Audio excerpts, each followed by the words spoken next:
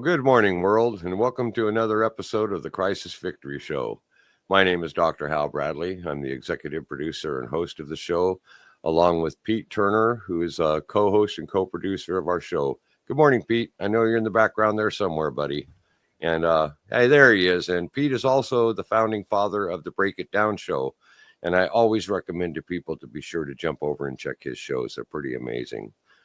Okay, getting into the story today, I'm going to be introducing you to an actual family member of mine on my wife's side. He's a nephew of mine, and I felt the significance of this story would really be impactful in that this man that you're going to be meeting, Larry Graves, ended up doing 14 years in the Washington State Prison system, completely unjustified. And we've never had a story like this on the show, but I felt that the relevance of the story, being a former ex-convict myself, I did time in Folsom Prison in the 80s. I did time in federal prison in Leavenworth in the 90s. So from time to time in those societies and in those systems, you will run across or encounter someone that unjustifiably should not have been put in the system at all. And such is Larry's story here. So Larry, I want to introduce you at this time. Welcome, nephew. I'm really proud of you for coming forward and doing this interview. And where I'd like to take this is all the way back to the very beginning when the situation that you found yourself in began, how it began, and then we'll get into the impacts later. Larry, Okay. Floor is yours. Good morning, Dr. Hal Bradley. It's nice to be on your show. I guess it started back in,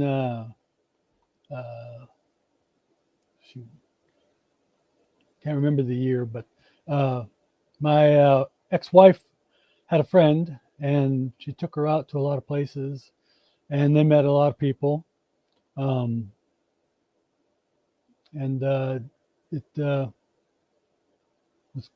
escalated some.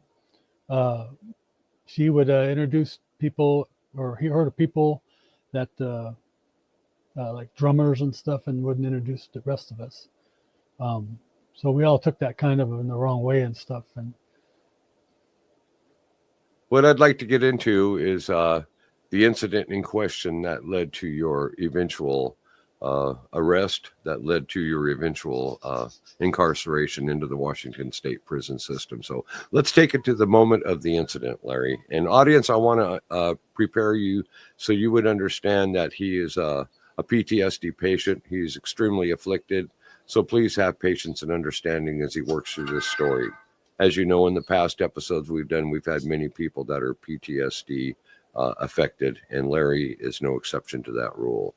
So Larry, go ahead and take your time, just walk him through the journey. Take it from the moment of the incident where the police were called. We had showed up at her house, and kind of waited for her to come home, and was really just to talk to her and tell her, you're not invisible, what you're doing to my family and stuff. I snuck up behind her and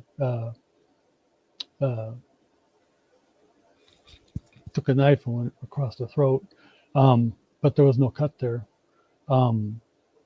When she went to the hospital and stuff, they put handprints of blood all over her gown to make it look bad. But we looked at the pictures and stuff. Me and my lawyer did, and we didn't see no cut or nothing on there. Why did you put a knife to her throat, Larry? Well, before that happened, I had had a few too many beers, and my friend had told me that this is going to be the cause of your divorce. Her taking her to places that, and not introducing you, but she's introducing her to other men and stuff. Me and my friends, we got offended, so we just went out and sat in the vehicle one night while she stayed in there and danced with all the other guys and stuff. So the incident in question that the police focused on was that you had an instrument, a weapon, if you will, and that you had, even though you didn't make a mark on her body, you did not use this weapon. You're explaining to my audience about blood being noticed. Where did the blood come from? Did they plant the blood, or did you? I believe they did, because my lawyer took a good look at the picture, and he said he couldn't see, or if he did see, he says there was no cut there. So there was no stitches, nothing like that to show. Well, I'm actually aware of that. Ladies and gentlemen, this is a family member of mine, and I remember when this incident occurred. Larry and June, his mother and father, are my aunt and uncle through the marriage. And we were all totally alarmed and distressed at the way that they came at him.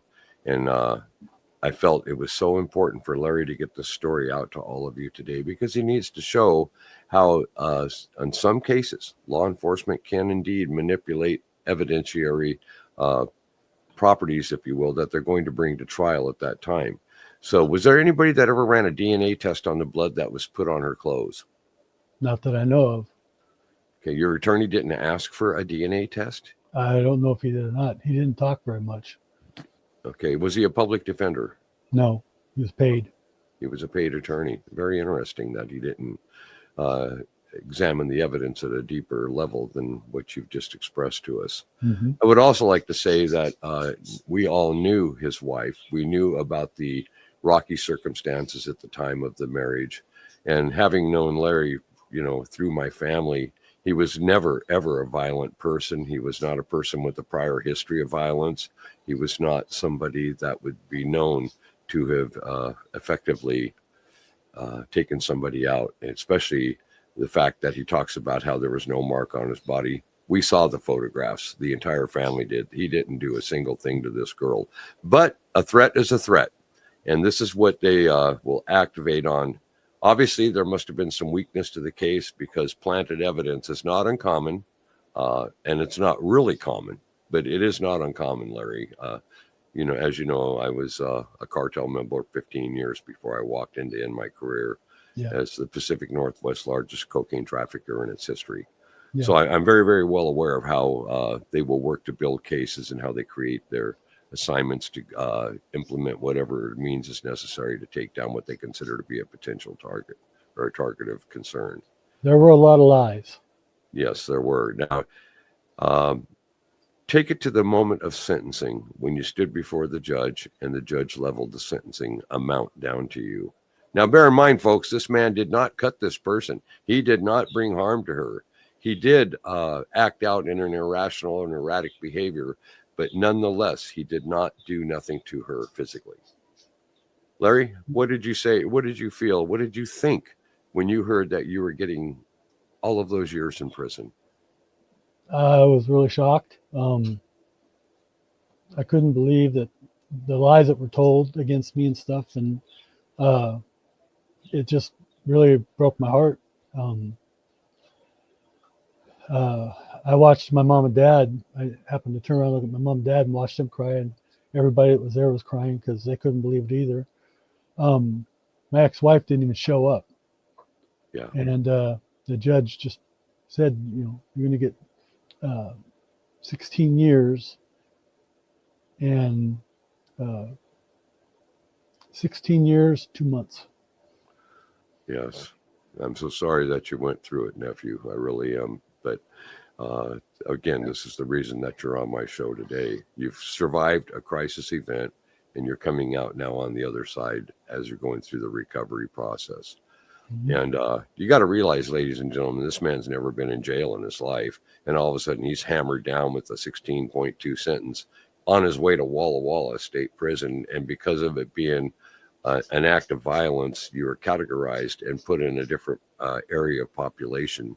It's an upgraded status to a medium high recommendation. And as I understand, they followed through with that. Can you tell the audience a little bit about Walla Walla State Prison after you went through your reception center and you ended up at your home base, which was, you were in Walla Walla, what, 10 years?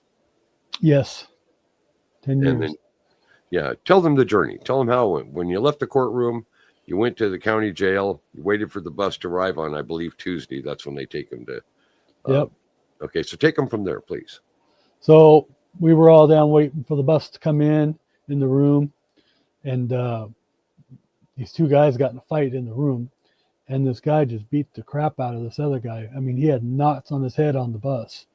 So that held everything up because he had to go up to medical and stuff. something I've never seen before in my life, and prayed I wouldn't have to go through.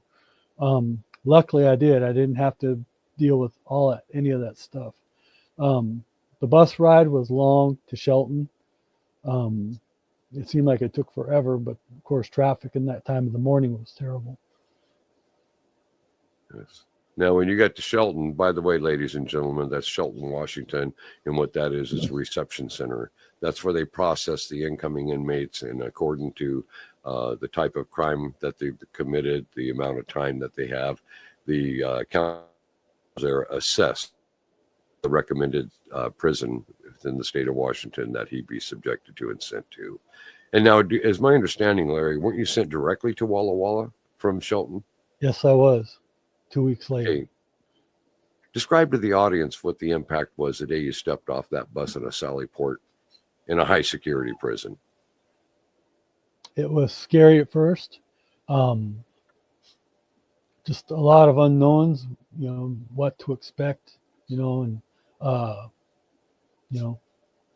just stay out of trouble, keep my mind focused on doing the good things. And I did that mostly. Never had a fight, never got a write up or anything like that. Did you ever the whole time too? Did you ever see any violence while you were there? Yes. I saw a man show up on the bus on a Friday, and Sunday he was out at yard and a kid jumped him in the yard, and he was holding the kid down, and the guard shot him. And I was on the phone with my mom, and she's like, "What the hell was that?" And I said, guy just got shot. He just got off the bus Friday, and that scared the hell out of me also. It was just something that should have happened. So did you understand the concept of racism in prisons? How the blacks stay with the blacks, the whites stay with the whites, the Latinos stay with the Latinos, Asians, on and on and on.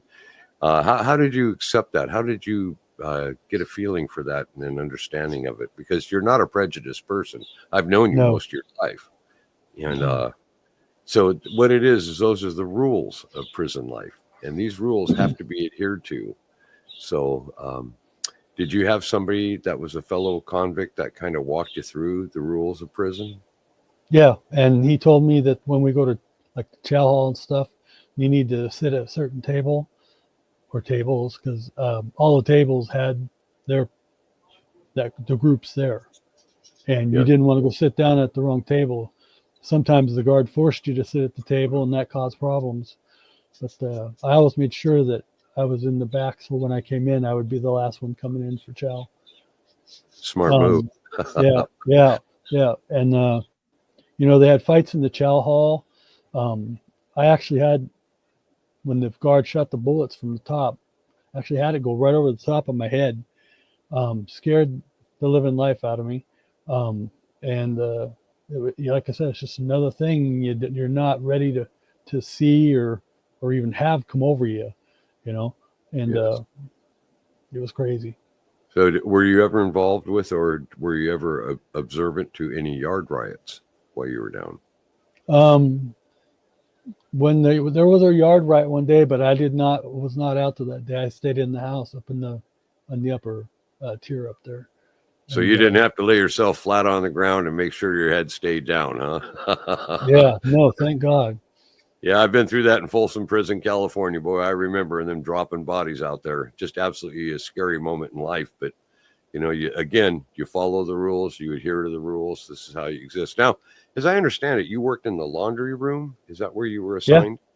Yeah, I worked in the laundry area and did a really good job. The two supervisors really enjoyed my work and stuff.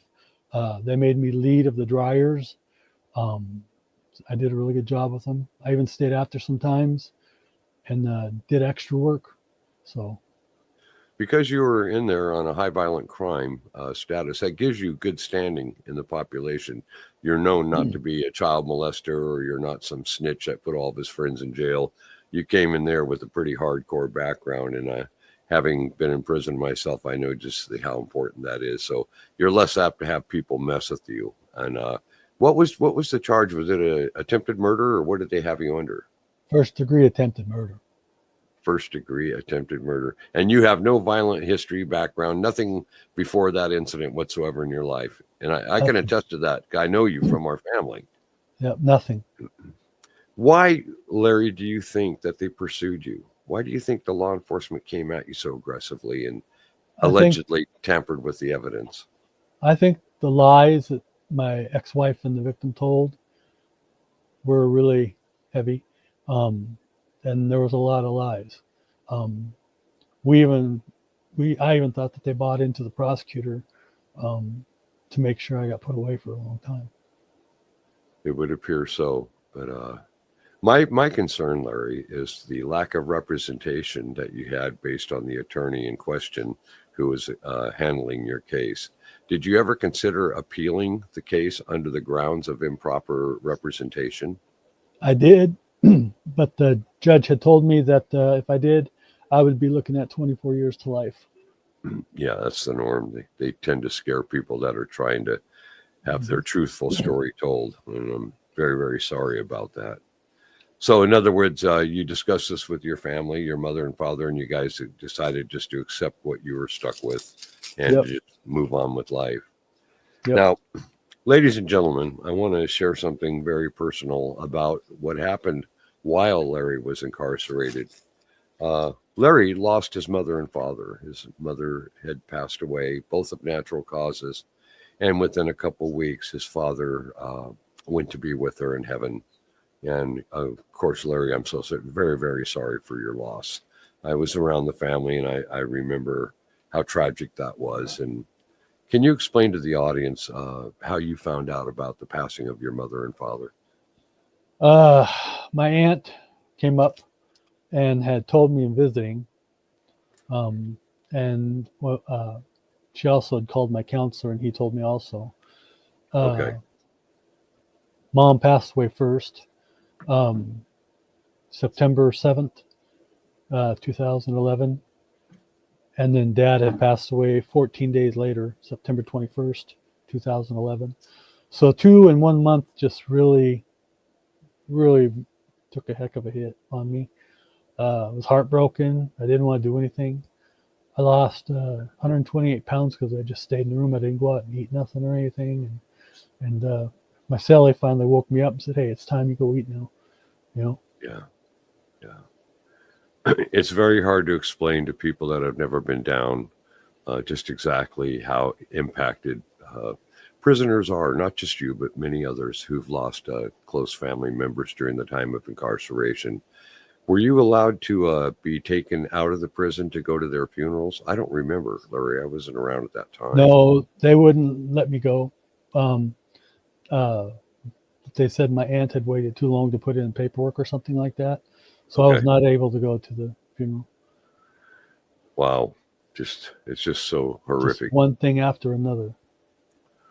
How long had you been down by the time that your mom and dad passed? 14 years. So it was just before you got released. Yeah, it happened in 2011. I was released in 2016. Oh, so it happened 5 years later. 5 years later, your yeah. release. Okay. Did you ever transfer to any other prisons during your stay in the system? I went from Walla Walla to Monroe and McNeil Island. Yeah. So you were behind the walls. You weren't down at the camp. Nope, I was behind the walls the whole time, straight through. Yeah. McNeil Island was good. So you did go to McNeil Island too? Yes, McNeil Island, and then my last stop was Monroe for the rest of my time. Now, why were you transferred out of Monroe once you were transferred from Walla Walla? You were transferred there so you could be closer to your mother and father. They lived in Monroe. Yeah. When I first got to Walla Walla, by June, they had transferred me back to Monroe because they didn't consider me a problem. Why did they put you back to Walla Walla? What happened?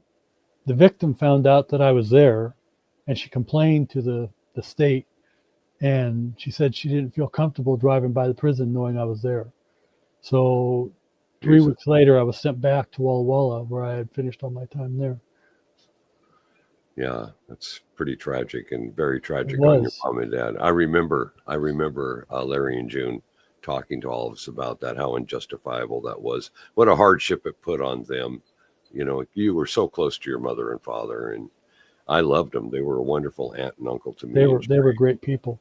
They really, really were. And I remember what they were going through, Larry, when you first got put into the prison system. And they were just different. They were different. And it was such a sadness for all of us who knew them and loved them and had tried to be more and more around them. Just so you understand that, Larry, your mom and dad were not alone. They weren't. We all jumped in and were there for them. And okay, so getting past that now, let's talk about what it was like when you started getting short. You knew you were going to be re-entering into the system. I mean, into the environment of people that aren't in prison. Now you've been down 12 years or 14 years. Yeah. 14 years and 2 months. How was that transitioning process? How did it affect you? Well, it was nice to be able to go home. All the paperwork and stuff I had to do to leave and pack up all my stuff, that was all pretty easy and stuff. But knowing I was going home made things so much better. I was supposed to be going home to my girlfriend, and I had found out when she came to pick me up that she was with somebody else. So I kind of got kicked in the face there. That hurt for a while. I tried to get her back. No go. So I just kind of, her daughter and son-in-law were nice enough to let me stay at their house. Oh, that's nice. Yeah. So I slept in her room and she slept in the baby's room, in the bed there. But it was hard going home and stuff. But I went up to my aunt Joyce's place and I stayed there with her and never had no problems with the CCOs, nothing. I was always there when they came over. And this was back in the Monroe area, correct? Yes. Yeah, I know where they all lived. That's really amazing. And here, while you were behind a maximum security wall in Monroe, they were able to deport you from that prison and send you back to Walla Walla because the alleged victim was so afraid of having you that close to her community. Yet, when you parole, you're allowed to parole back to that community, and you're not behind no walls. Yeah. Were there any restrictions or anything that you had to follow when you first got out regarding her? Lifetime restraining order. That means if I saw her in a store or anything, I had to leave. And I always made sure that I didn't run into her. And if I did see her, I left immediately. I did not stay around or anything. I left immediately. So there wouldn't be a problem. Did she cause any complications for you when she found out that you'd been released to Monroe? No. So I thought she would, but she didn't. She was done with it. She was settled. She had moved on with her life. Yes. So let me ask you this, Larry. How do you carry this inside of yourself today? How do you feel about the travesty of how the law handled your case, knowing full well, and ladies and gentlemen, I know this from the entire family, he did not harm this person. He did not cut this person. It's one thing to make an action of intent. It's another thing altogether to follow through with that action of intent. And I just can't help but wonder how you were dealing with that psychologically. You're staying with me right now, so I understand your PTSD and trauma. I work with you every single day on it.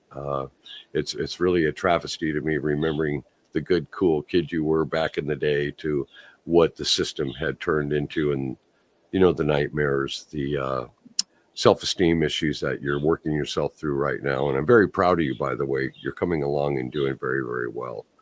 But people out here need to understand, and you're welcome. They need to understand that in an unjustified case such as this, to take somebody who's never even been in trouble with the law before, and they end up doing 14 years in high security prisons, they've never been in trouble before. How do we adjust to something like that? So how did you adjust, Larry? Tell us.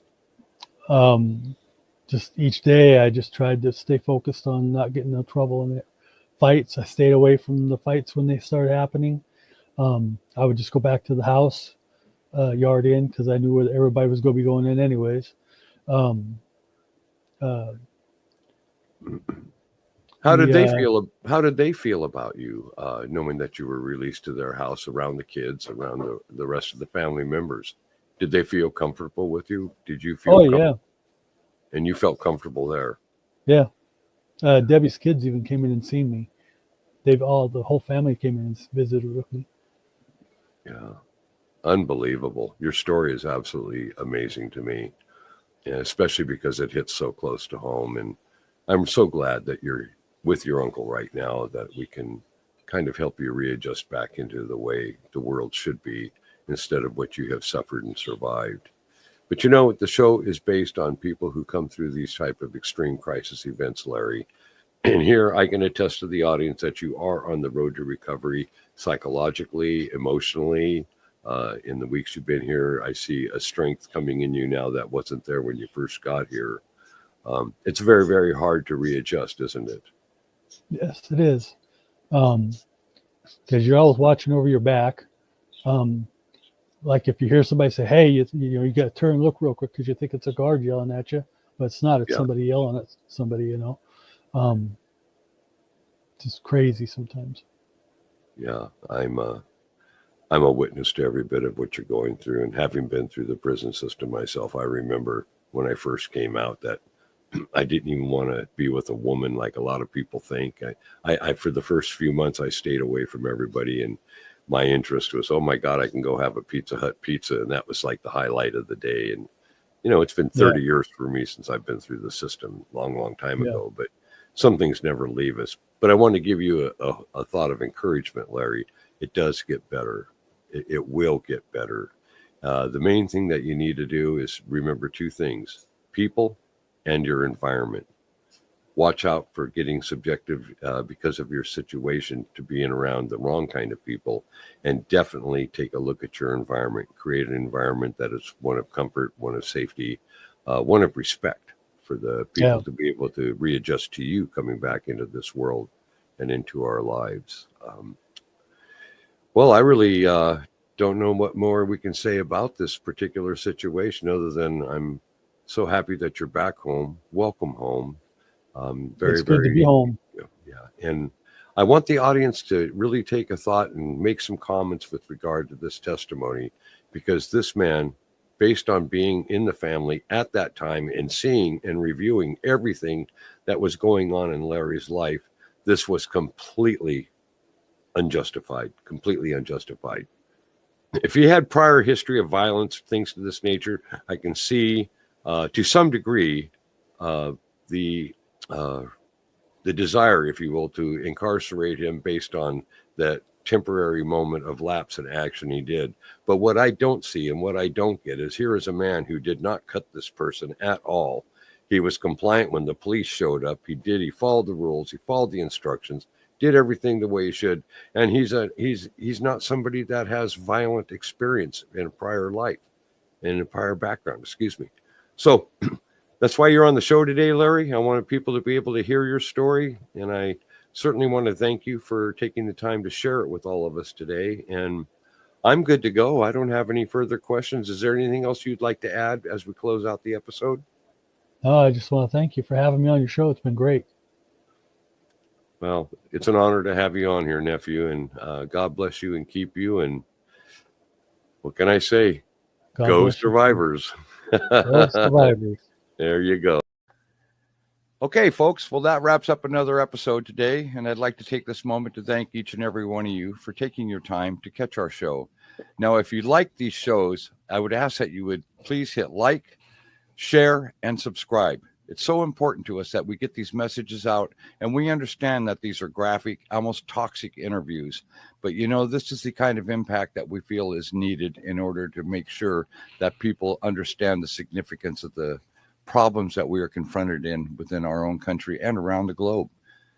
So I'm going to say at this time that I love you all. God bless you all. Hasta luego, y vaya con Dios, and go Victors.